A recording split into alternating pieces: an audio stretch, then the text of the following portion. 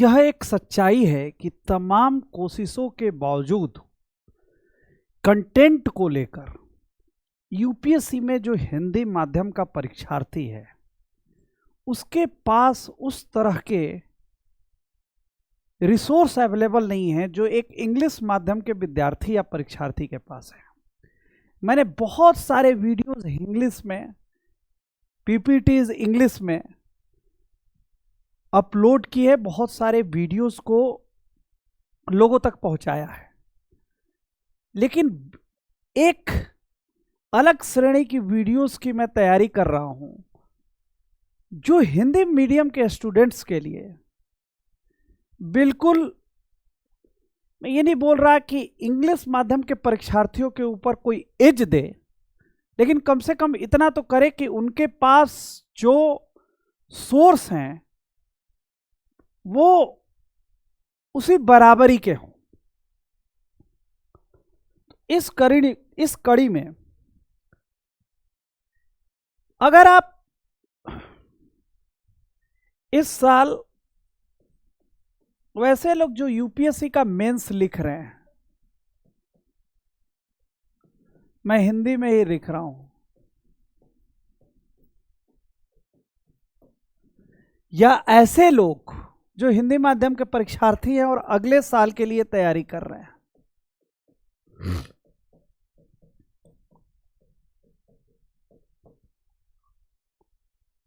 उनके लिए मैं एक कंटेंट डेवलप कर रहा हूं। इस कंटेंट को आप देखिए और समझिए। अब मैं ये समझता हूं कि जो लोग इस बार के लिए मेंस लिख रहे हैं उनके लिए थोड़ा समय कम है, तो कंटेंट की डिजाइनिंग ऐसी होनी चाहिए कि उनको थोड़ा फायदा हो। तो इस कड़ी में मुख्य तौर पर 3 तरह के विषयों पर मैं वीडियोस को डेवलप करूंगा।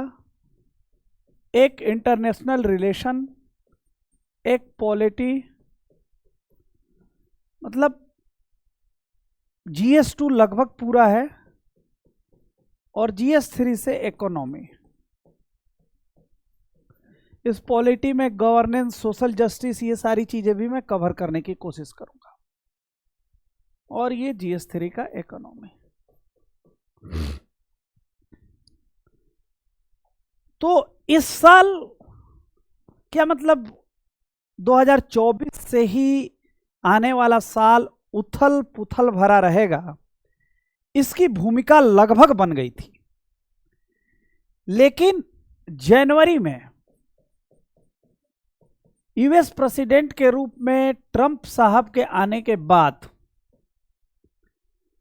IR के लिए, इंटरनेशनल रिलेशन में जो कुछ महत्वपूर्ण रूप से टॉपिक हैं जो इस साल के मेंस के लिए भी हैं, उसको भी थोड़ा देखते हैं। एक पहला चीज क्या हो गया, नया जो ग्लोबल ऑर्डर बन रहा है, तो यहां हो गया emergence of new global order.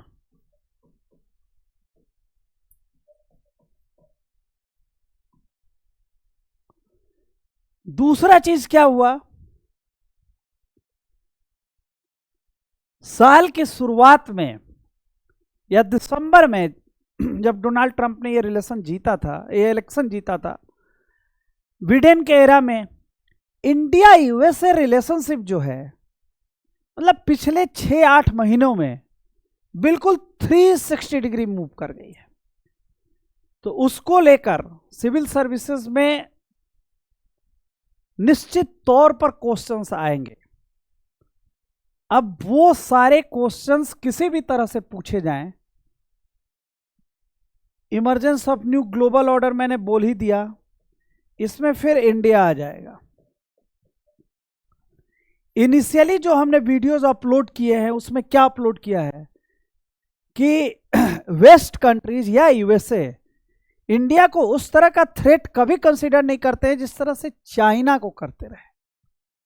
लेकिन हम लोग की सारी थ्योरी, आज इस जुलाई का महीना खत्म हो चुका है, अगस्त लगभग 10 दिन निकल चुके हैं, और भारत के ऊपर 50% अमेरिकी राष्ट्रपति ने टैरिफ लगाया हुआ है इंडिया से यूएस अगर किसी चीज को इंपोर्ट करता है उसके ऊपर। और एक जो मिनी ट्रेड डील की बात जून जुलाई के महीने में थी वो भी पूरी नहीं हो पाई। और अब कुछ मामला ऐसा है कि किसी को पता नहीं है कि कैसे बढ़ेगा। तो हम किस तरह से करंट अफेयर्स में इन सारी चीजों को फरवरी मार्च अप्रैल तक डील कर रहे थे, उसमें हम डील कर रहे थे कि इमरजेंस ऑफ जो चाइना है वो रियल थ्रेट है वेस्ट कंट्रीज के लिए।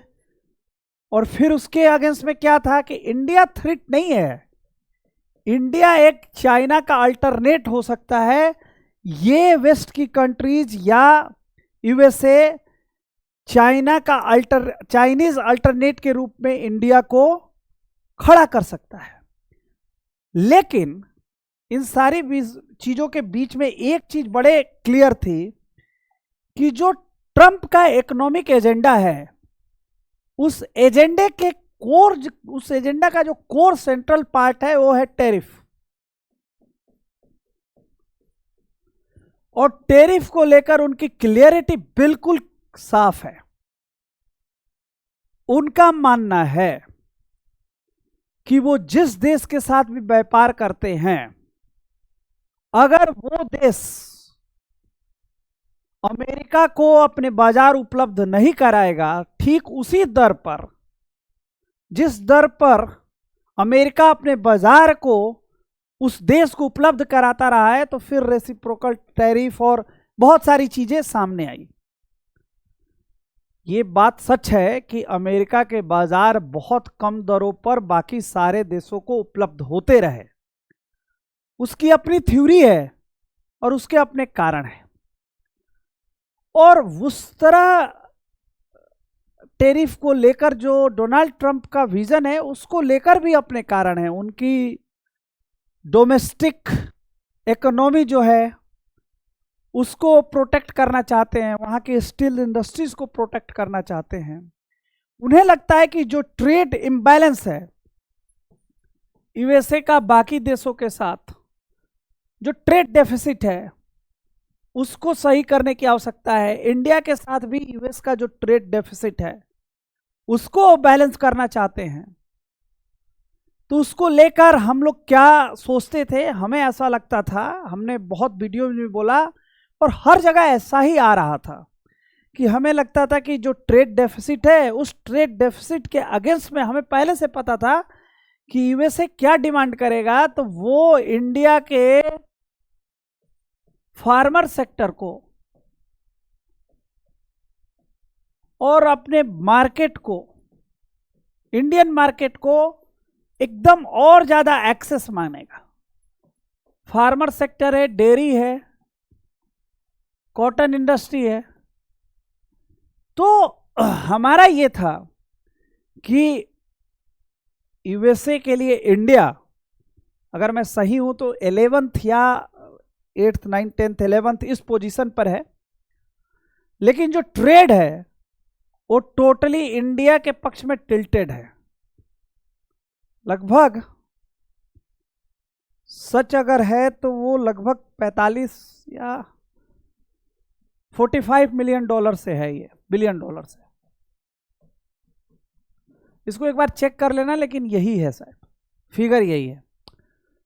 तो हमने क्या सोचा था, हम लोगों की थ्योरी क्या थी कि इंडिया इस चीज को बैलेंस करने के लिए यूएसए से क्या करेगा, कोई आर्म्स डील करेगा और एनर्जी परचेज करेगा। लेकिन Donald Trump is so rigid कि वो, जैसा अखबारों में आया कि जीएम क्रॉप जो है उसके लिए इंडियन मार्केट को ओपन करना चाहते हैं, डेयरी प्रोडक्ट के लिए इंडियन मार्केट को चाह रहे हैं। तो इंडिया ऐसे हालत में आप समझो कि कैसे लोग सब्जियों को बेचते हैं, कैसे लोग खेती पर डिपेंडेंट हैं, कैसे लोग आप कपास किसानों की महाराष्ट्र और गुजरात में स्थिति जाकर देखो, पता करो, दुग्ध उत्पादन के द्वारा कैसे लोग अपना गुजारा कर रहे हैं। तो इस पर जो इतनी बड़ी पॉपुलेशन है डिपेंडेंट, उसको लेकर भारत रिस्क नहीं ले सकता।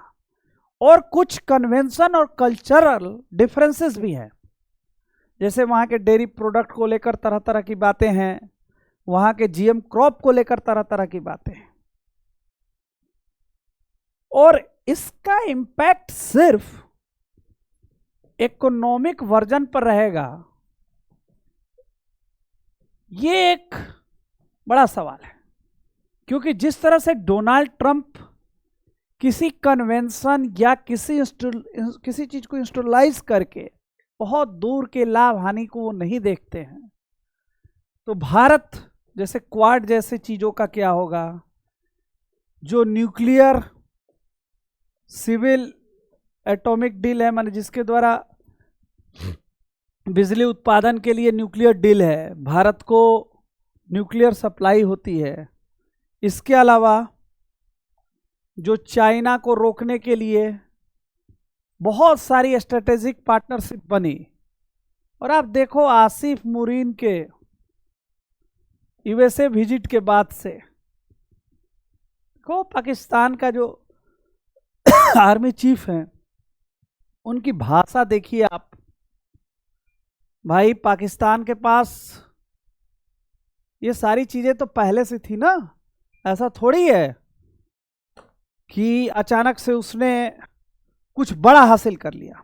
ये सारी चीजें पहले से थी, लेकिन एक बार ट्रंप ने वहां के आर्मी चीफ जो फील्ड मार्शल के रूप में प्रमोट हो चुके हैं, अपने यहां बुलाया, और सिर्फ इस दम के आधार पर उन्होंने 2-4 दिन पहले किस तरह के बयान दिए, न्यूक्लियर थ्रेट का बयान दिया है। तो एक्चुअल में पॉलिसी लेवल पर इस तरह की चीजें इतनी तेजी से स्विफ्ट करेंगी, इसका किसी को अनुमान नहीं था, या इतनी तेजी से हालत बदलेंगे या हमारे पक्ष से चीजें निकलकर दूसरे के पक्ष में जाएंगी। मैं ये नहीं कह रहा चली गई हैं, क्योंकि डोनाल्ड ट्रंप ऐसे हैं कि वो एक बार क्लेम करते हैं चीजों को लेकर, और फिर वो चीजें जब उनके अनुसार नहीं होती हैं तो चुप बैठ जाते हैं, और धीरे से पीछे कुछ और हो जाता है। जैसा कि उन्होंने, इंडियन एक्सप्रेस की रिपोर्ट थी, वो मैंने वीडियो भी बनाया हुआ है, कि कुछ देशों के साथ क्लेम किया कि 20% टैरिफ है, लेकिन रियलिटी में 11% था। इस तरह की चीजें वो करते रहते हैं। तो अब हमें, जो व्यक्ति यूपीएससी का 2025 में मेंस लिख रहा है, उसके लिए क्या चैलेंज है इंटरनेशनल रिलेशन में, खासकर इंडिया यूएसए, ये एक टॉपिक है, इसको कवर करना है। एससीओ समिट चाइना में हो रहा है, प्राइम मिनिस्टर जा रहे हैं। देखो कितने कम समय में क्या बदल गया। इसी एससीओ समिट में राजनाथ सिंह ने जाकर एससीओ डिक्लेरेशन पर, इसलिए क्योंकि उसमें पहलगाम अटैक की चर्चा नहीं हुई थी, साइन करने से मना कर दिया। डिप्लोमेसी कितनी तेजी से बदल रही है। पिछले 10-15 दिनों में पुतिन इंडिया आ रहे हैं, और इसकी पृष्ठभूमि अजीत डोभाल ने रसिया में जाकर लिखी, और फिर जो न्यू इमर्जिंग ग्लोबल ऑर्डर है, वो मैंने उसकी चर्चा कर ही दी, वो भी किस तरह से महत्वपूर्ण है। 3 चीजें हो गई। चौथी एक बड़ी महत्वपूर्ण चीज है, वो है रसिया के साथ इंडिया के रिलेशनशिप। अब रसिया वायल परचेज ही सिर्फ नहीं है, S-400 ने जिस तरह से पाकिस्तान के समय काम किया है, उस तरह की डिफेंस डील, इसके अलावा एक इंटरनेशनल रिलेशन की तो नहीं, इंडिया की सिक्योरिटी से जुड़ी बात है, इसको थोड़ा सा जोड़ते हैं, उसमें इंडिया फ्रांस का जो रिलेशन है ना, वो सामने आता है कि किस तरह से भारत ने पिछले 10 साल में, यानी 2010 से 24 के बीच में, जहां रसिया पर 80% के करीब डिपेंडेंसी होती थी आर्म्स के ऊपर, आज वो लगभग मेरे हिसाब से 39% है और फ्रांस लगभग 34% है और फिर इजराइल और अमेरिका 10 या 12% के करीब है। ये भी वीडियो मैंने बनाया हुआ है, आप देखना। ये एक इंटरनेशनल रिलेशन, मैं आईआर के वो टॉपिक आपसे डिस्कस कर रहा हूं और उसका थोड़ा सा आपके अंदर कॉन्सेप्ट दे रहा हूं। फिर मैं एक एक चीज़ों को लेकर किस तरह से सवाल हो सकते हैं वो दूसरे वीडियोस में जाऊंगा और उस सवाल को कैसे टैकल करना है वो भी बताऊंगा। तो ये कि ये चीज़ है। इसके अलावा एक चीज़ और हमारे सामने आ रही है, वो चीज़ है कि इंडिया की एक पॉलिसी थी, नेबरिंग नेशंस फर्स्ट पॉलिसी। अब ये देखो, इसके बाद से एशियन कंट्रीज को लेकर इंडिया ने जो ट्रेड एग्रीमेंट किया हुआ है, आपको पता है इतने ज़्यादा माल डंप हुए इन कंट्री से, क्योंकि एफटीए था एशियन देशों के साथ, भारत का फ्री ट्रेड एग्रीमेंट था, तो उसको लेकर इंडिया ने नोटिस दिया हुआ है और वो लगभग खत्म होगा। इसके अलावा इंडिया और श्रीलंका, इंडिया श्रीलंका रिलेशन है। इंडिया मलेशिया के साथ जो यू टर्न हुआ है रिलेशनशिप में, वो एक बड़ी चीज है। अफगानिस्तान के साथ जो रिलेशनशिप में यू टर्न हुआ है वो एक बड़ी चीज है। इसके अलावा इंडिया और ईरान की जो रिलेशनशिप है, और ईरान, इजराइल और यूएसए, ये जो घेरा है ये भी इंपॉर्टेंट है। इसके अलावा मैं सिर्फ आईआर की बात कर रहा हूं और किसी चीज की नहीं। एफटीए हुआ है इंडिया और ब्रिटेन के बीच में, ये मैंने पुराने वीडियोस में बहुत पहले लिखा हुआ है कि ऋषि सुनक जब प्राइम मिनिस्टर थे तो दिवाली तक होने की संभावना थी, वो भी नहीं हो पाया। फिर वहां नई गवर्नमेंट बनी और वो जो गवर्नमेंट पावर में आई उसने सबसे पहले शैडो कैबिनेट बनाया था, तो वो लोग दिल्ली में बोल कर गए थे एक फोरम में कि हम आएंगे और एफटीए इंडिया के साथ कर लेंगे। इसके अलावा एफटीए जो है इंडिया और यूरोपीय यूनियन के साथ बात चल रही है। इसके अलावा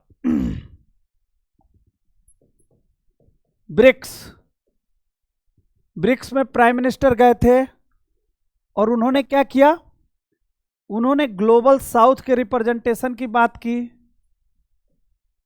ग्लोबल साउथ क्या है आपको बता ही चुका हूं मैं। अफ्रीका की ऑलमोस्ट सारी कंट्रीज हैं ऊपर की छोड़ के, ऑस्ट्रेलिया को हटा दो, न्यूजीलैंड को हटा दो, और पूरे एशिया में लगभग समझ लो जापान ओपान जैसे देश नहीं आते हैं। तो ग्लोबल साउथ की भी डिफिनीशन मैंने दी हुई है। इंडिया के पास क्या किस तरह का उम्मीद है, रिप्रेजेंटेशन है ग्लोबल साउथ को रिप्रेजेंट करने का। इसके अलावा कौन कौन से टॉपिक है इंटरनेशनल रिलेशन में। प्राइम मिनिस्टर मोदी अर्जेंटीना गए थे, पहली बार गए थे। इसके अलावा उन्होंने और सारे देशों की पहली बार यात्रा की है। वो उस तरह से इंपॉर्टेंट नहीं है, मैं जो इंपॉर्टेंट टॉपिक है वो बता रहा हूं। इंडिया यूएई रिलेशन है, ये एक इंपॉर्टेंट रिलेशन है। तो ये सारी चीजें हैं जिसको हमें सरसरी ढंग से नजर डालना है और इसको इस तरीके से नहीं पढ़ना है कि वो कॉन्सेप्ट फ्रेम करने के लिए हमें बहुत लंबे लेक्चर सुनने पड़े, क्योंकि समय नहीं है।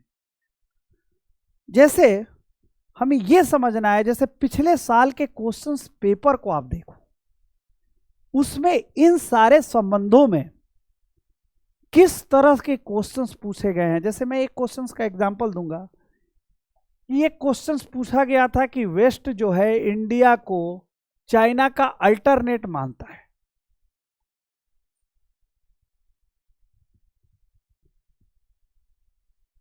वो मेरा कहना है कि आज की परिस्थिति में जब आप इन सारे टॉपिक्स को पढ़ेंगे तो आपके दिमाग में वो क्वेश्चन फ्रेम होना चाहिए, और वो क्वेश्चन फ्रेम होने के बाद उसका आंसर किस ढंग से डेवलप करना है वो दिमाग में समझ होनी चाहिए।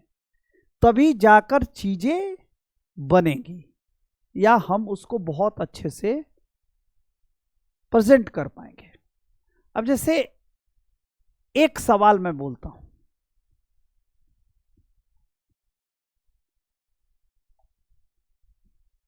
मैं पहले ही क्लियर कर चुका हूं कि ये जो थोड़ा सा हिंदी मीडियम के स्टूडेंट्स हैं उनकी तरफ ज़्यादा फोकस करके बनाएगा। ऐसा नहीं कि इंग्लिश मीडियम के स्टूडेंट्स को इसमें कुछ नहीं मिलेगा, लेकिन हिंदी मीडियम के स्टूडेंट्स के लिए ज़्यादा। इसमें एकदम सीधा सा सवाल है कि न्यू इमर्जिंग ग्लोबल ऑर्डर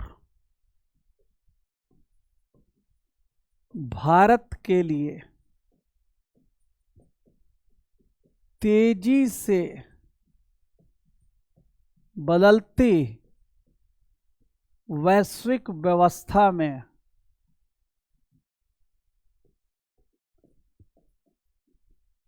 चुनौती से ज्यादा अवसर है। टिप्पणी कीजिए।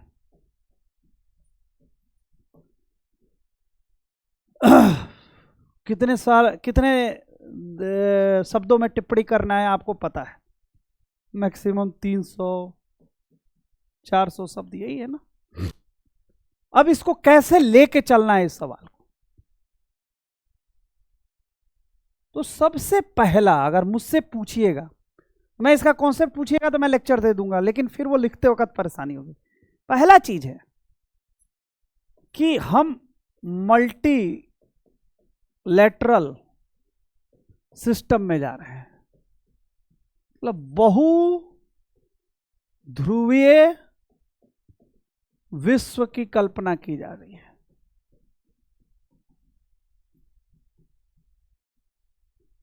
ठीक है, एक ध्रुवीय या दो ध्रुवीय नहीं। इसको आप कॉन्सेप्ट में समझ ही रहे हो कि केवल अमेरिका एक ध्रुव हो या रसिया एक ध्रुव हो या एक चाइना एक ध्रुव, नहीं। ये बहुध्रुवीय विश्व की तरफ हम जा रहे हैं। अब इसमें दूसरा क्या लिख सकते हैं आप?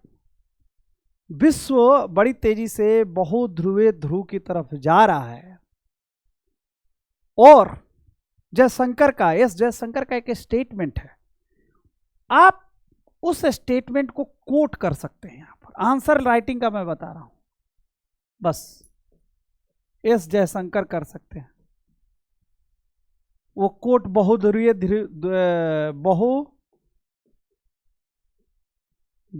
विश्व को लेकर है। इस पर अमेरिकन प्रेसिडेंट का भी है, उसका भी, किसी का भी एक कोट होना चाहिए यहां अच्छे से। फिर आप इस आंसर को कैसे उठाएंगे?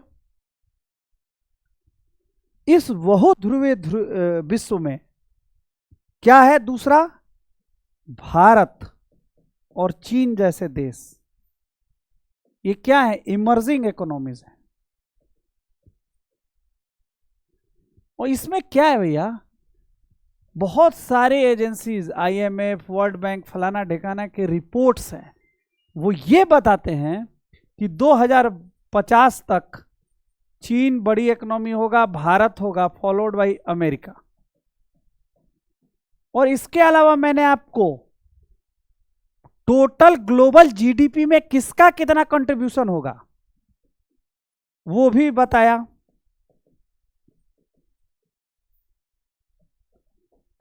इसके अलावा भारत के पास चुनौती क्या है? सबसे ज्यादा चुनौती है इमर्जिंग टेक्नोलॉजी में, और उससे ज्यादा इमर्जिंग टेक्नोलॉजी की चुनौती है। और दूसरा है संतुलन बनाए रखने का, बैलेंस, इनइक्वलिटी। और भारत को इंटरनल सिक्योरिटी थ्रेट और एक्सटर्नल सिक्योरिटी थ्रेट से बचा के रखना, ये चुनौती है। लेकिन अब हम तीसरे नंबर की अर्थव्यवस्था हैं, और हम जो है एक एस्पायर नेशन है। तो हम किस तरह से आर्थिक रूप से आगे जा सकते हैं, और किस तरह से टेक्नोलॉजी में इन्वेस्ट करके, इमर्जिंग टेक्नोलॉजी में इन्वेस्ट करके ग्लोबल ऑर्डर में भारत आपूर्तिकर्ता की भूमिका निभा सकता है, बड़ी भूमिका निभा सकता है। किस चीज की? आपूर्तिकर्ता की। अब मसलन आप जब टोटल ग्लोब का ये बनाओगे ना कंट्रीब्यूशन, तो मैंने वो बनाया भी है, चाइना का कितना % योगदान है, इंडिया का कितना % होगा, और 2050 में क्या होगा। सवाल ही है ये दोनों फोटो चिपका देने का, रिप्रेजेंट कर देने का। इसके बाद से क्या होगा, अब आपने संभावनाएं तलाश ली, न्यू इमर्जिंग ऑर्डर ग्लोबल बन रहा है। आप उसमें यह भी इंडिकेट करोगे कि प्रधानमंत्री ने ब्रिक्स में क्या बोला। उन्होंने बोला कि जो संस्थाएं आफ्टर सेकेंड वर्ल्ड वॉर बनी हुई थी, अब वो अपना रिलेवेंस खो चुकी हैं, उनको 75 साल के अंदर मॉडिफाई नहीं किया गया है। यूएनओ की तरफ वो बोल रहे थे, वो वर्ल्ड ट्रेड ऑर्गेनाइजेशन की तरफ बोल रहे थे, वो वर्ल्ड बैंक की तरफ इशारा कर रहे थे, वो आईएमएफ की तरफ इशारा कर रहे थे। तो वो ये बोल रहे हैं कि वो ग्लोबल साउथ के कंसर्न को सर्व ही नहीं कर सकती है। तो इंडिया इतने लार्ज स्केल पर, इतने बड़े जो पॉपुलेशन है उसका रिप्रेजेंटेशन करना चाह रहा है, उसकी अगुवाई करना चाह रहा है। और भारत को लेकर निश्चित तौर पर ट्रंप के कार्यकाल को हटा दें तो वेस्ट के नेशन, या ट्रंप के इस 6 महीने के कार्यकाल को हटा दें तो अमेरिका को भी इंडिया के इमरजेंस से कभी परेशानी नहीं रही। अमेरिका को इवन ऐसा थोड़ी है कि एशिया में इंडिया और चाइना का अभी इमरजेंस हुआ तो बहुत बड़ी चुनौती, इसके पहले जापान और कोरिया का इमरजेंस हो चुका है। उसको लेकर वेस्ट और यूएसए को कभी कोई परेशानी नहीं रही। फिर न्यू इमर्जिंग ग्लोबल ऑर्डर में मैंने 2, 3, 4 वीडियो डाले हुए हैं। उस वीडियो को बड़ी तेजी से सरकाइए, और वहां हमने बिल्कुल आंसर राइटिंग के लिए पीपीटी में एकदम चिपका के रखा हुआ है। उस तथ्यों को आपको उठाना पड़ेगा। आज तो मैं ये इंट्रोडक्टरी वीडियो टाइप का बता रहा हूं कि किस तरह से इंटरनेशनल रिलेशन को डील करूंगा, इसी तरह पॉलिटी को डील करूंगा, इसी तरह इकोनॉमी को डील करूंगा, खासकर हिंदी माध्यम के विद्यार्थियों के लिए। तो उस कड़ी का ये पहला वीडियो है जो मैंने आपको आंसर राइटिंग को कैसे टेकअप करना है और उसमें क्या लिखना है, इधर उधर नहीं लिखना। मैं कॉन्सेप्ट पूरा आपको दे दूंगा। मैं कॉन्सेप्ट क्या, आइडिया क्या, इंफॉर्मेशन इंडिया और यूएसए को लेकर जिस तरह का इंफॉर्मेशन एकदम फैक्चुअल, डेटाबेस, ग्राफिकल रिप्रेजेंटेशन। जैसे मैं एक एग्जांपल लेता हूं, अभी थोड़ा सा हटते हैं, नई तरफ जाते हैं। जैसे इंडिया यूएसए रिलेशनशिप को आपको दिखाना है। आप कुछ मत करो, एक प्लेन ले लो, ठीक है, ये आपने स्ट्रेट लाइन ले ली और वहां क्या किया, यहां लिख दो 1990 और यहां लिख दो 2025, और पीछे जाना है तो रीगन के टाइम में भी चले जाओ। और एक फ्लो है यार, रीगन के टाइम में रिलेशनशिप डाउनवर्ड थी, 90 में लगभग ऐसी थी, क्लिंटन के टाइम में भी टेंस थी, फिर 2004-5 में एकदम जो सिविल न्यूक्लियर डील हुई उसके बाद रिलेशनशिप ऊपर आई, फिर करते करते करते करते आई, फिर डाउन हुई। तो इंडिया यूएसए का रिलेशनशिप हमेशा बहुत अच्छा रहा है या बहुत खराब रहा है, ऐसा कभी नहीं हुआ है।